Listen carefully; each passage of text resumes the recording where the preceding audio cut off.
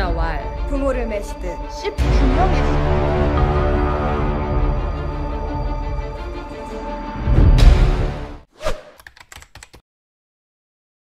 Halo guys, apa kabar kalian? Kembali lagi sama gue PD. Kali ini gue akan nyeritain alur cerita film dari Korea dengan judul The Three Heroes. Film ini banyak memperlihatkan adegan wik-wik pada masa kerajaan Korea di zaman dahulu. Penasaran bagaimana alur cerita film ini? Tapi sebelum kita mulai videonya, jangan lupa subscribe dulu channel ini biar channel ini berkembang dan gue tambah semangat bikin video buat kalian. Oke guys, tanpa berlama-lama lagi, langsung aja kita ke videonya. Ceritanya dimulai di mana ada seorang wanita yang menceritakan kejadian pada saat dinasti Joseon. Di mana saat itu ada seorang raja yang bernama Raja Yeon Sang-gun. Raja itu memerintahkan anak buahnya untuk merekrut para wanita cantik sebanyak 10.000 wanita untuk diwik-wik dan melayani raja. Di mana hal itu menimbulkan kemarahan di kalangan rakyatnya. Saat 10 tahun kepemimpinan raja tersebut, dua orang menteri raja bertemu dengan Ratu Yeon yang telah digulingkan sebelumnya, yang tak lain adalah ibu dari sang raja. Setelah pertemuan itu, kedua menteri itu menyerahkan pakaian yang diberikan oleh Ratu Yeon kepada sang raja dan mengatakan Ratu Yeon telah meninggoy karena ada pihak yang tak suka dengan kepemimpinannya sebelumnya.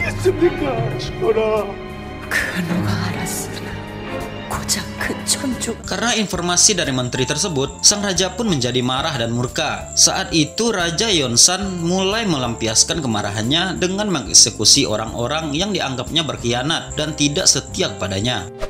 Selama peristiwa pembersihan itu terjadi, dua orang menteri raja yang memberikan informasi tersebut malah senang karena mendapatkan kekuasaan dan tertawa melihat perbuatan raja pada saat itu. Kedua menteri itu bernama Menteri Im Song-jae dan ayahnya Menteri Im Sa-hong. Mereka berdua adalah orang yang paling berbahaya yang masih tersisa setelah pembersihan yang dilakukan oleh raja tersebut. 모든 게 돌고 돌아 마땅히 보복이 있으리니. Singkat cerita, setelah isu yang disampaikan oleh Song-jae dan ayahnya kepada raja tersebut, Raja Yeonsan jadi mengabaikan tugasnya sebagai raja. Dia malah sibuk berburu wanita di setiap daerah untuk melepaskan hasrat duniawinya. Tapi suatu ketika, raja mulai mengalami insomnia dan melihat bayangan-bayangan aneh yang disebabkan oleh kekurangan darah pada tubuhnya. Song-jae yang melihat raja sakit malah memberi saran kepada raja agar mencari seorang wanita untuk dijadikan permaisuri raja dan memberikan raja anak sehingga raja bisa merasa sehat kembali.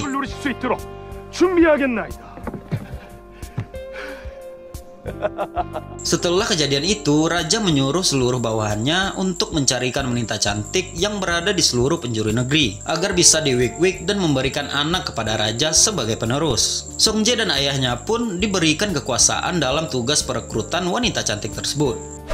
Singkat cerita, Song-jae dan ayahnya mulai menjalankan perintah raja agar mengumpulkan seluruh wanita cantik yang ada di seluruh penjuru negeri. Tapi Song-jae merasa kalau wanita yang dikumpulkannya sekarang belum ada yang bisa mengalahkan permaisuri. Saat itu, ayahnya memberi saran agar Song-jae pergi ke daerah Myeongju. 이 정도로 녹수를 꺾기에는 한참 모자랍니다. Ketika Song-jae tiba di Myeongju, dia melihat seorang wanita cantik menangis melihat ayahnya yang habis diberi hukuman oleh orang yang berkuasa di daerah Myeongju tersebut bernama Tuan Jo. Song-jae pun langsung menyampaikan maksudnya kepada Tuan Jo kalau dia ingin membawa anak perempuannya Tuan Jo. Walaupun Tuan Jo memohon kepada Song-jae, Song-jae mengatakan kalau dia akan tetap membawa anak Tuan Jo. Saat Song-jae makan di daerah Myeongju, dia melihat sebuah pertunjukan yang ada di daerah itu. Ternyata yang jadi penampil di pertunjukan itu adalah wanita yang pernah dilihatnya ketika datang ke rumah Tuan Jo.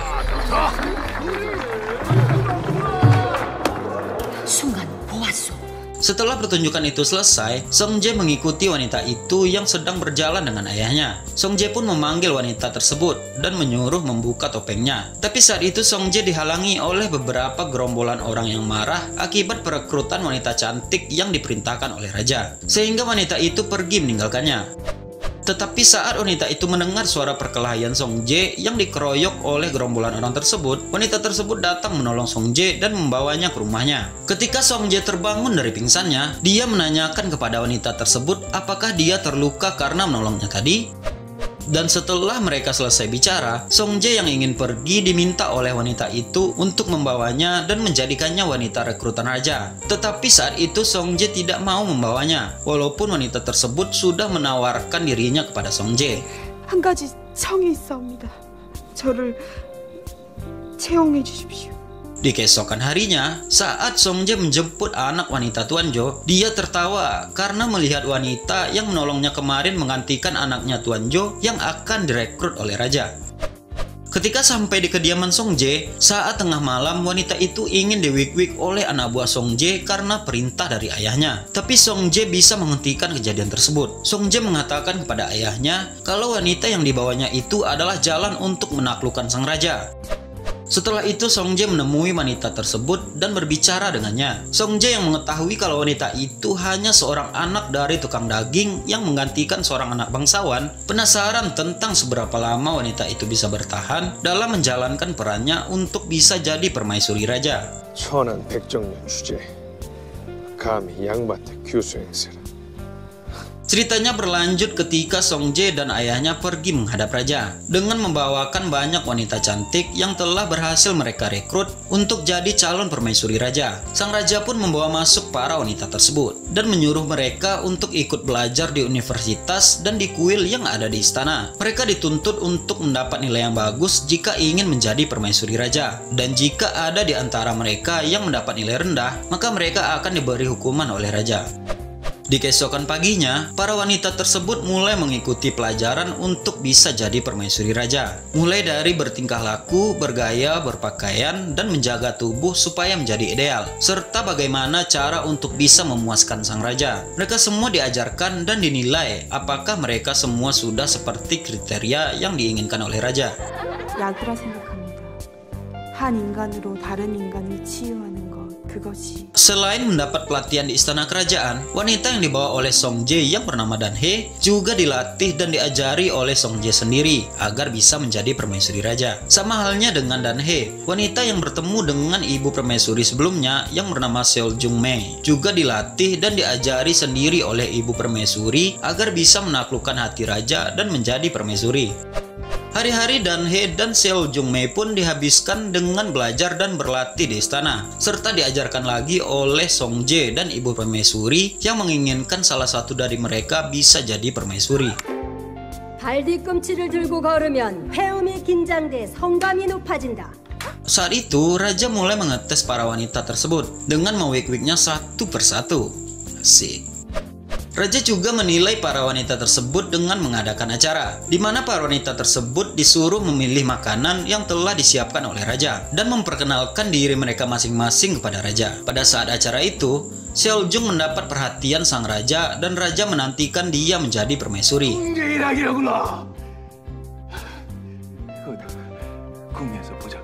Lalu ketika giliran Dan-hye yang maju memilih makanan dan memperkenalkan dirinya, Dan-hye berhasil menaklukkan hati sang raja karena telah diajarkan dan diberitahu oleh Songjae tentang rahasia raja dan kesukaannya. Sampai-sampai pada saat itu raja ingin langsung membawa Dan-hye ke istana dan menjadikannya permaisuri. Tapi anehnya, saat itu Songjae memberi saran pada raja agar raja bersedia menunggu sampai pelatihan dan pembelajarannya selesai.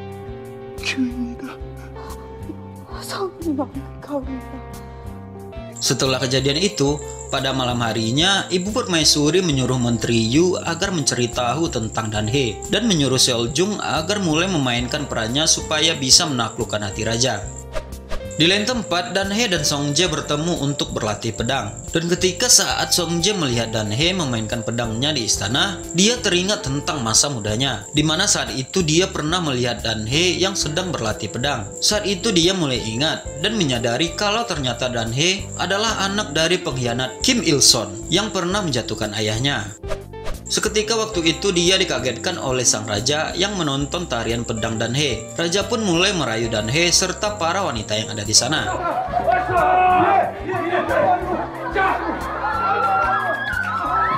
Singkat cerita, para wanita itu diberi tes untuk merayu raja agar mau minum-minum dengan mereka. Tapi saat itu raja digantikan perannya oleh Menteri Yu. Saat giliran Dan-hye, Song-jae terlihat cemburu dan marah ketika Dan-hye merayu Menteri Yu. Saat Dan-hye melakukan kesalahan yang membuat Menteri Yu marah dan ingin menghukum Dan-hye, Song-jae menahannya dan membela Dan-hye. Orang-orang pun menjadi heran terhadap aksi Song-jae tersebut.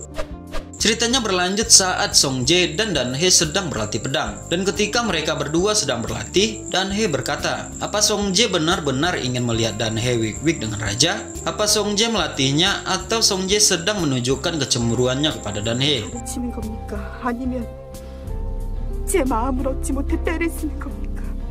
Saat itu, Dan-hye merayu Song-jae seperti ketika saat mereka berdua muda dulu dan mengatakan kalau dirinya adalah obat yang telah diresepkan untuk Song-jae. Tapi perasaan Song-jae bertentangan dengan titah sang raja. Seketika saat itu Song-jae mendorong Dan-hye dan langsung pergi meninggalkannya. Singkat cerita, ayah Song-jae pergi ke Myeongju untuk mencari tahu siapa Dan-hye sebenarnya, dan dia kembali ke istana ketika raja mengadakan acara pertunjukan yang menampilkan para wanita-wanita yang akan menjadi calon permaisurinya. Ternyata saat itu ayahnya Song-jae sudah mempunyai rencana untuk membuat Dan-hye meninggoy saat acara itu berlangsung. Tapi rencana itu gagal karena Song-jae yang mengetahui hal tersebut mencoba menyelamatkan Dan-hye sehingga malah dialah yang terkena panah.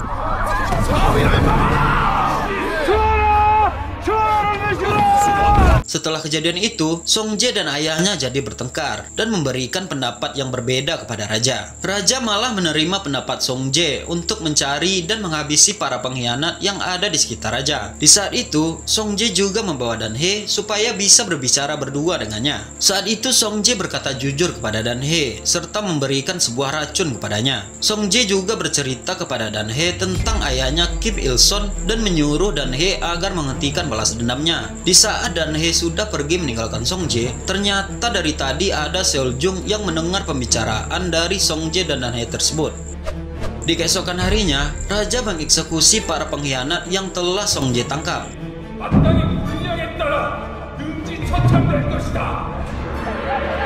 Setelah kejadian itu, Song-jae memberikan pengumuman siapa-siapa saja wanita yang akan tetap lanjut untuk ikut kontes menjadi calon permaisuri raja.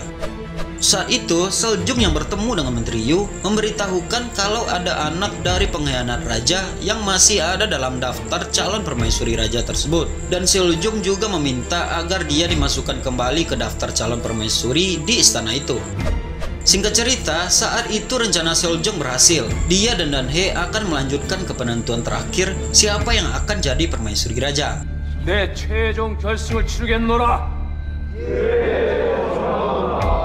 Setelah kejadian itu, pada malam harinya Song-jae datang ke kamar Dan-hye. Saat itu Song-jae mengajarkan Dan-hye dan memberitahu tentang bagaimana cara wik-wik ketika bersama raja nanti. Tetapi pada saat itu, saat Song-jae mengajarkan Dan-hye, dia sempat memikirkan kalau dia sedang wik-wik dengan Dan-hye. Di pikiran Song-jae saat itu, dia mewik-wik Dan-hye dengan penuh perasaan yang menggebu-gebu. Sehingga saat dia tersadar, dia jadi meneteskan air matanya di depan Dan-hye. Lalu dia pergi meninggalkan Dan-hye. 미쳐 사는 게 옥살이 아닙니까?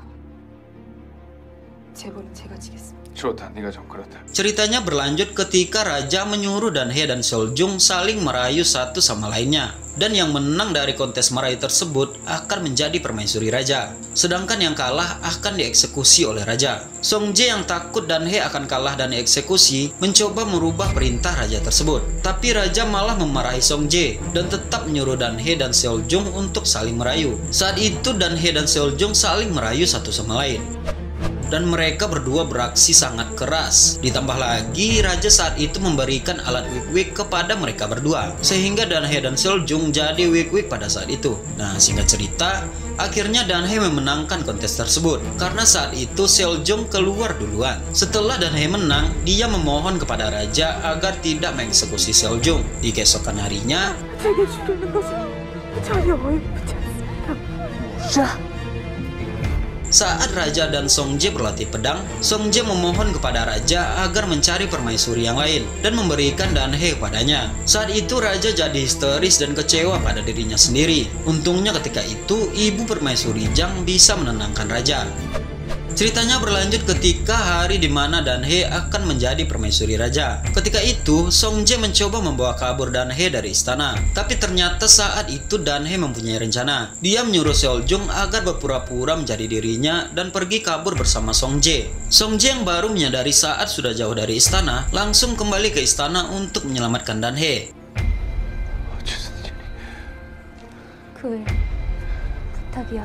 Sedangkan saat itu di istana, Dan-hye sudah menjadi permaisuri raja yang baru. Dan saat malam harinya, Dan-hye pergi ke ruangan raja untuk memuaskan raja. Ketika itu raja langsung beraksi kepada Dan-hye dan bersemangat untuk segera bisa mewik-wiknya. Tapi saat itu Dan-hye mencoba mengulur-ngulur waktu raja sambil menunggu waktu yang tepat untuk membuat raja meninggoy. Di lain tempat, Song-jae yang sudah berada di istana ditahan oleh beberapa prajurit suruhan ayahnya agar tidak menyelamatkan Dan-hye. Saat Dan-hye ingin membalaskan dendamnya dan membuat raja meninggoy, seketika Menteri Yu menyelamatkan raja dan menangkap Dan-hye atas perbuatannya.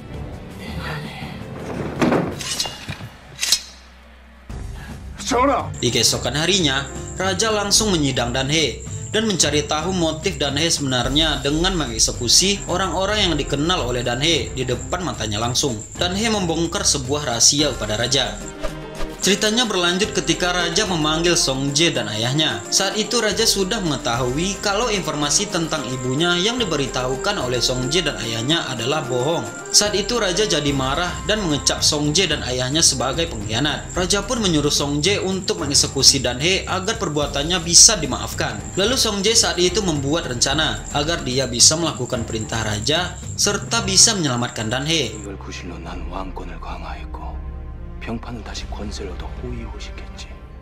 Sebelum dia mengeksekusi Dan-hye, dia memberikan obat agar Dan-hye masih bisa bertahan hidup.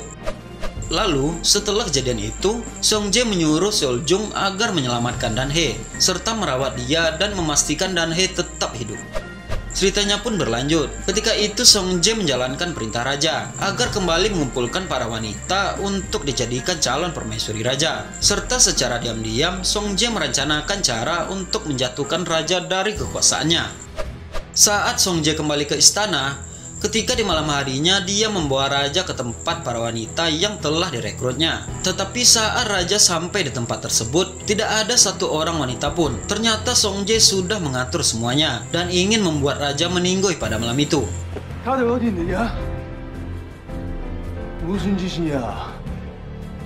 Pada malam itu rencana Song-jae berhasil. Para pemberontak berhasil menduduki kerajaan, termasuk Dan-hye yang juga datang ke istana untuk membuat raja meninggoy. Saat Dan-hye masuk ke ruang raja, dia malah bertemu dengan Song-jae yang memakai pakaian raja yang ditutupi oleh topeng. Saat itu Song-jae meminta agar Dan-hye mengakhiri hidupnya karena Song-jae merasa menyesal karena telah menimbulkan penderitaan kepada rakyat. Tapi saat itu ayah Song-jae melihat Dan-hye langsung menahannya dan menyelamatkan raja karena dia mengira Song-jae itu adalah raja. Setelah Song-jae menjelaskan maksud dan tujuan kepada ayahnya, ketika itu ayah Song-jae ingin mengeksekusi Dan-hye, tapi Song-jae malah menahan ayahnya.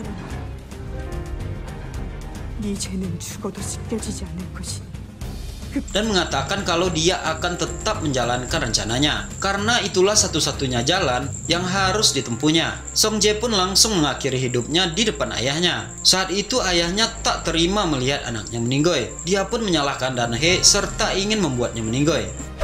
Tetapi tiba-tiba saat itu para pemberontak masuk ke dalam ruangan tersebut dan mengeksekusi ayah Song-jae serta menyelamatkan Dan-hye. Setelah itu Song-jae yang mau meninggoy menyuruh teman pemberontaknya itu agar membawa pergi Dan-hye jauh-jauh serta melakukan eksekusi kepada dirinya. Teman pemberontakannya itu malah pergi meninggalkan Song-jae dan membakar ruangan tersebut.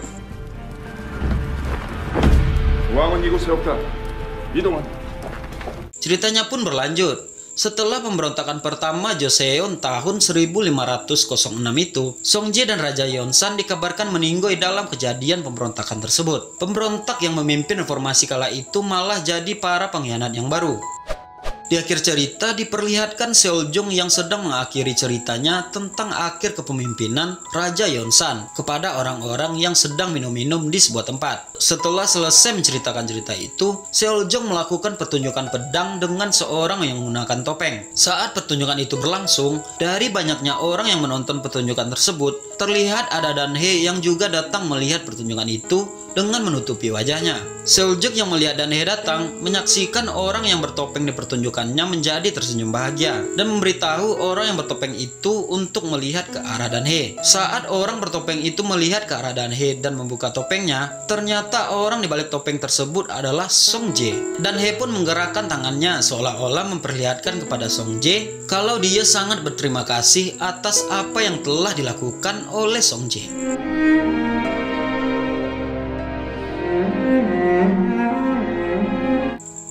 Dan tamat. Oke guys, itulah alur cerita film dengan judul The Three Heroes. Sampai di sini dulu video kali ini. Jangan lupa tinggalin like, komen, dan subscribe-nya. Aktifin tombol loncengnya juga. Share juga ke teman-teman kalian. Sampai jumpa di video selanjutnya dan bye.